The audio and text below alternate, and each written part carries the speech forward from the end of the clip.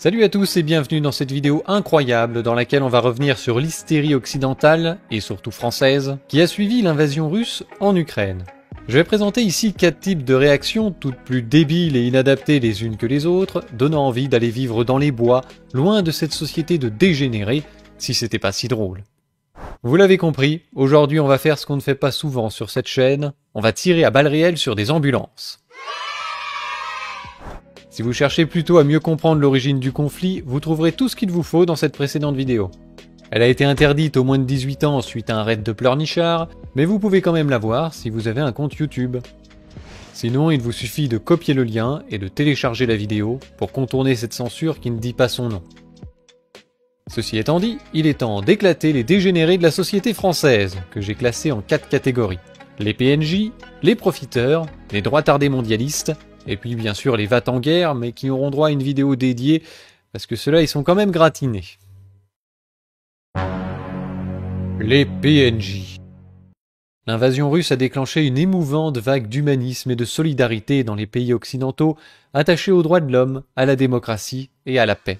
Un certain nombre de personnes mal renseignées ont cru malin et valorisant d'étaler leur bonne conscience en soutenant les pauvres petits Ukrainiens, sans comprendre que ça fait d'eux d'immenses hypocrites de merde. Parce que ça fait 8 ans que les Ukrainiens prennent des bombes sur la tronche, dans l'indifférence générale, et surtout la leur.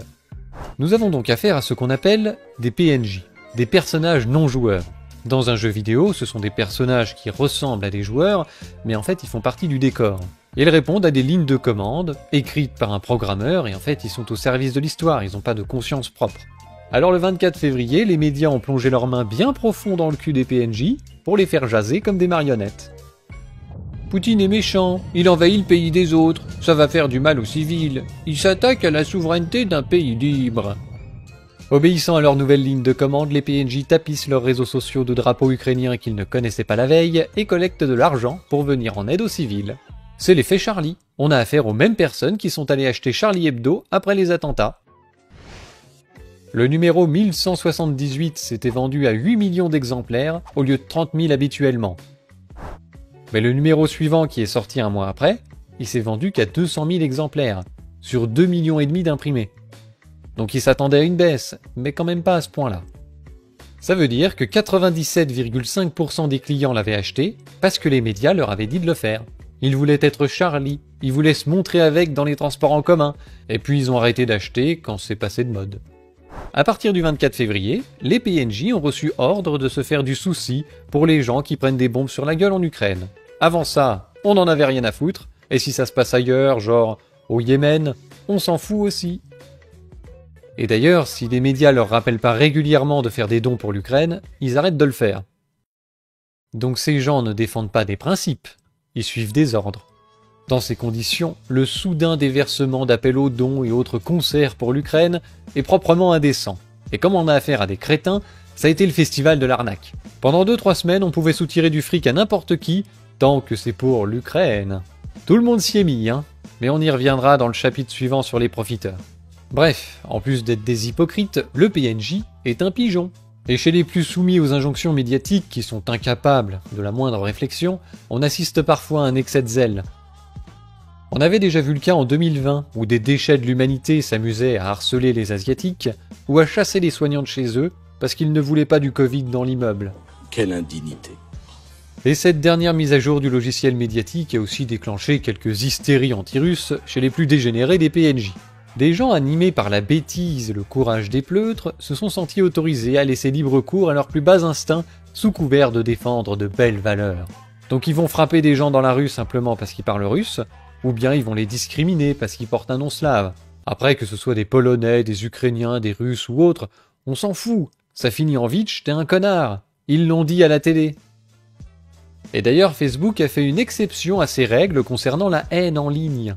Vous pouvez maintenant tenir des propos haineux ou violents sans être sanctionné, tant que ça concerne les soldats russes, ou bien la Russie en général, si la discussion porte sur l'invasion en Ukraine. Facebook, il a dit que je peux...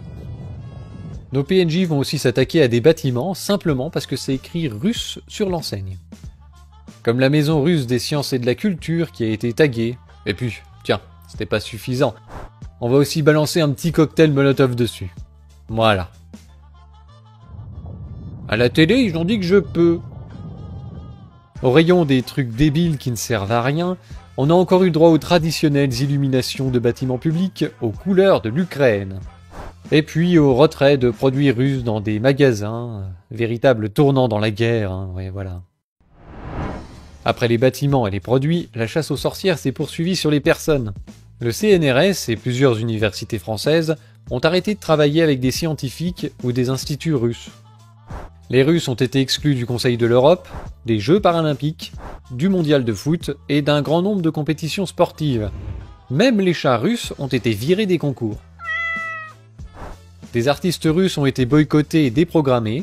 Macron a refusé de se rendre au Salon du Livre en soutien à l'Ukraine parce qu'il était dédié cette année aux auteurs russes. Pas de chance. Un collectif de profs particulièrement cons est allé jusqu'à demander que soit débaptisé le collège Alexandre Solzhenitsyn d'Esnay en Vendée, l'écrivain étant jugé trop proche de Poutine à leur goût. Bref, la liste des conneries est extrêmement longue, et le pire dans tout ça, c'est que ça sert à rien. C'est juste de la haine gratuite envers des gens qui n'ont rien à voir avec les décisions du gouvernement russe. C'est de la pure xénophobie, la plus stupide qui soit, proférée en plus par des gens qui passent leur temps à faire la morale aux autres. Il faut accueillir les étrangers, faut être Charlie, pas d'amalgame après chaque attentat. La haine et le racisme, ce n'est pas gentil. Bref, vous connaissez la chanson. Et là, il suffit qu'une nationalité soit pointée du doigt à la télé, et pouf, ils en oublient toute leur belle morale, leurs belles valeurs, et ils étalent leur haine sur le premier russe venu, en pensant que ça leur donne une grandeur, un brevet de résistance. Alors que ça fait d'eux des grosses merdes. Le sommet de ce tas de merde étant occupé par une personne, ou un groupe de personnes, on sait pas trop, qui a envoyé des lettres anonymes de menaces dans toute la France à des restaurants dont le crime incommensurable est de proposer de la cuisine russe. Pas d'amalgame, hein. D'ailleurs, il y avait une Ukrainienne dans le lot qui a reçu ça. Bon, on s'en fout, hein. Ces restaurateurs ont aussi reçu des menaces de mort par téléphone, vraisemblablement en lien avec ce courrier qui les enjoint à quitter la France au plus vite. Je ne me salirai pas à lire le contenu de cette lettre qui est ironiquement signée « Des Français adorateurs de la démocratie et du respect des pays souverains ». Ce qui prouve qu'on a affaire à des débiles de très gros calibre. Bon, alors c'est difficile de savoir par où commencer tellement il n'y a rien qui va dans cette affaire. Il y a déjà un problème de méthode, parce qu'il me semble que les lettres anonymes et autres coups de fil de lâche ont plus à voir avec les heures sombres de notre histoire que la démocratie. Alors je sais pas ce qu'ils adorent, mais ce serait bien de commencer par comprendre ce qu'est la démocratie, et puis l'appliquer, hein. Et j'ai pas le souvenir que ces gens se soient émus des atteintes à la souveraineté de l'Ukraine en 2014. Je rappelle quand même que l'OTAN et l'Union Européenne ont organisé un coup d'État pour faire signer l'accord d'association avec l'UE par le gouvernement putschiste, sans nouvelles élections ni référendum. Un accord qui plaçait l'Ukraine sous la tutelle d'instances supranationales dont les décisions étaient supérieures aux lois du pays et donc à sa souveraineté. Mais là, ça dérange pas, là. Et d'ailleurs, ces gens ne se plaignent jamais des délégations de souveraineté de la France à l'Union Européenne. Quand on leur propose de les récupérer, ils trouvent que c'est une idée de facho repliée sur soi et ils font barrage à la haine et aux extrêmes au nom de la démocratie. C'est le castor américain. Alors pour essayer de résumer, c'est des gens qui utilisent des méthodes de fachos pour défendre la souveraineté chez les autres au nom de la démocratie, alors qu'ils refusent de défendre ce principe dans leur propre pays, au nom de la démocratie et de la lutte contre les fachos et les extrêmes. Et oui, mais ça n'a pas de sens, mais qu'est-ce que vous voulez, c'est pas de ma faute. C'est des gens qui condamnent l'agression russe en Ukraine, mais qui ont soutenu toutes les agressions de l'OTAN, en Syrie, en Libye, en Irak, en Yougoslavie, en Afghanistan, etc. Ce n'était pas plus respectueux du droit international et de la souveraineté des États. Il y a quelque temps, ils trouvaient que Bachar ne méritait pas d'être sur la terre, c'est un monstre qui massacre son peuple, etc. Et là, ils trouvent normal de soutenir Zelensky et Poroshenko, qui n'ont pas fait autre chose dans le Donbass et le sud de l'Ukraine.